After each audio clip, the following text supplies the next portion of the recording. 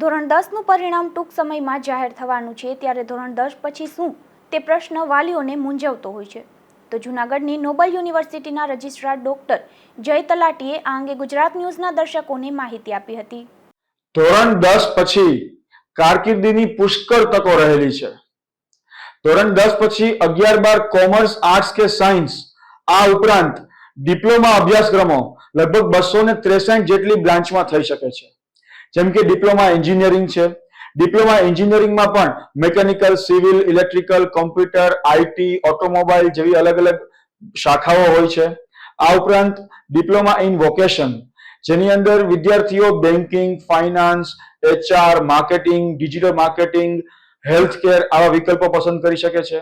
આ ઉપરાંત diploma animal husbandry એટલે કે વેટરનરીના ફિલ્ડમાં પણ ડિપ્લોમા થઈ શકે છે. ડિપ્લોમા ઇન ડિઝાઇન થાય છે.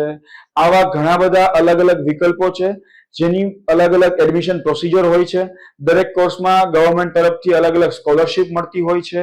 અલગ અલગ એન્ટ્રન્સ એક્ઝામના આધારે મેરિટ બનતું હોય છે.